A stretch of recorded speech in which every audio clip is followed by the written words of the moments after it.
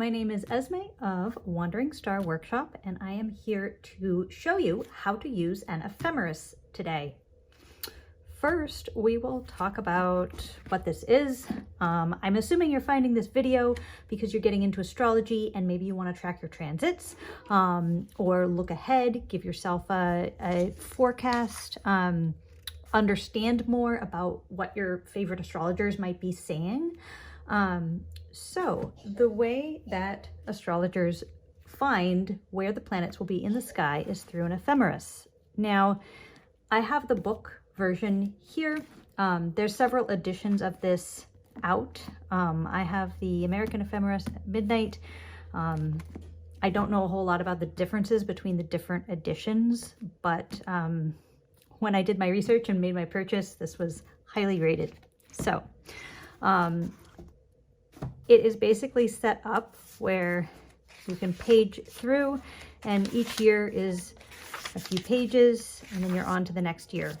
So this is what I currently use. I find it very useful to have it in book form as I make an astrology planner. So every year I use this as the starting point for the planner. I will take you through that in a minute.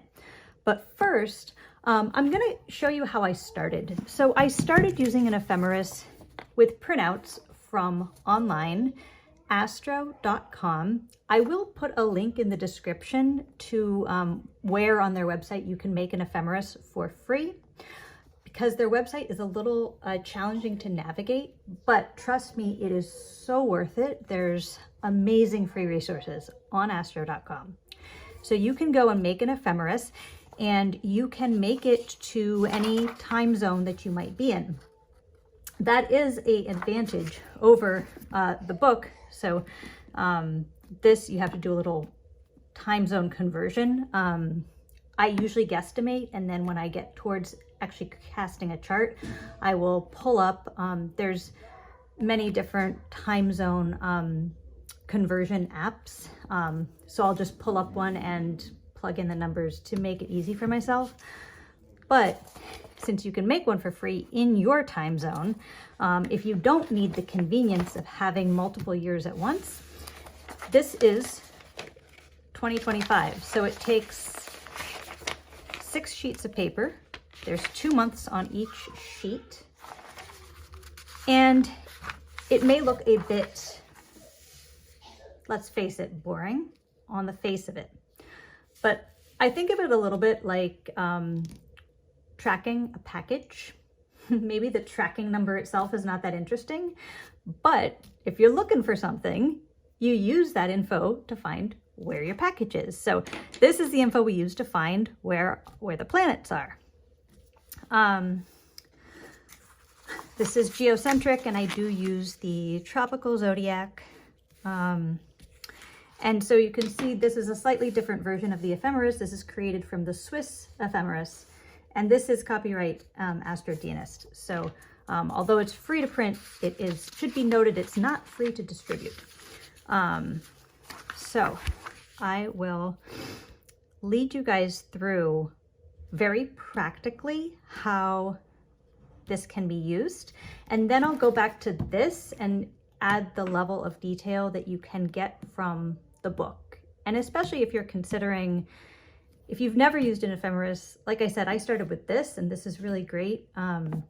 What I did was I actually, at the time I was using a half-letter planner, and I am in the US, so this is a half-letter, or this is a letter-size sheet. So I actually cut it in half, and then I punched holes here, and I put each month's ephemeris in the planner that I was using at that time. And through that year, I learned to use the ephemeris basically through making it very accessible to me. And then every time I had a question about where a planet was, I could just look it up. And it's something that I will say, I find it quite easy to use, but again, it's not super interesting. So I found it easy to learn when I just made the information easy for myself to get. So anytime I wondered where a planet was, I could take a look. And I suggest doing it that way. it really does you kind of start to get a knack for it as you do it more.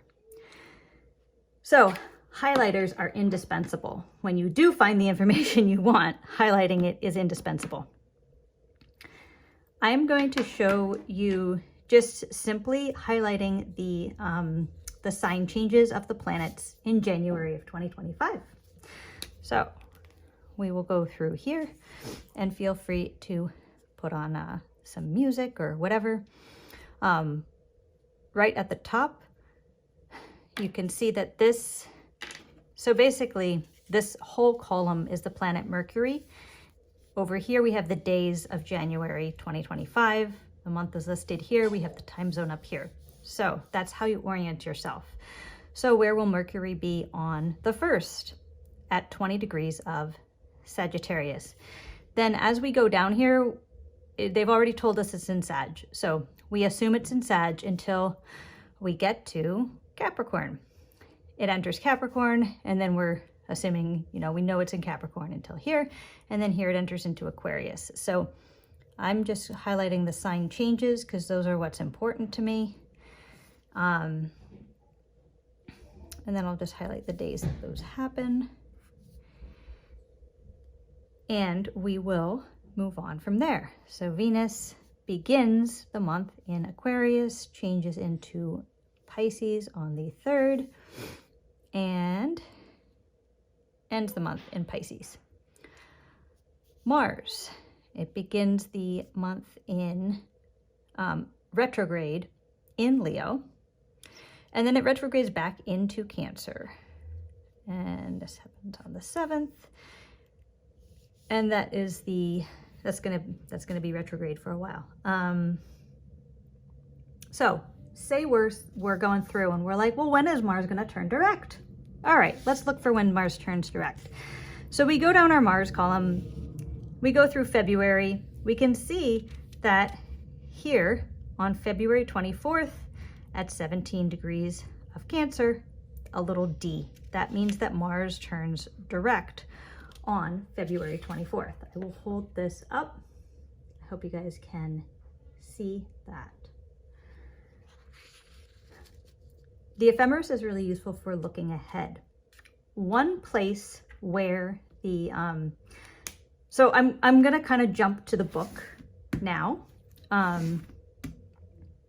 Obviously I could go on here and just go each planet in turn, but the thing is, the further away, so the planets are arranged by how close they are, how quickly they move. So the further away a planet is, the slower they move. So once we get out here, we don't have a whole lot of change going on. Now, I want to show you some things in the book, because the ephemeris, one place it really shines is either looking ahead or in the past to see what the skies were like, where the planets were. Now, we're pretty focused on the future. And so I just wanted to show you where the book really shines is this third. So you can see it's arranged kind of like the printouts. There's 2 months per page. However, this third box of information at the end of the page really gives you a lot of information. So you can go down here and see just a quick guide to when those planets change sign, which is great. You don't have to like dig through. You can just see a quick, brief shorthand. You can also see the astro data here. So it will show you when planets station direct or station retrograde. And these 2 boxes are regarding the moon. I'm gonna skip those for now. This box is the phases and the eclipses.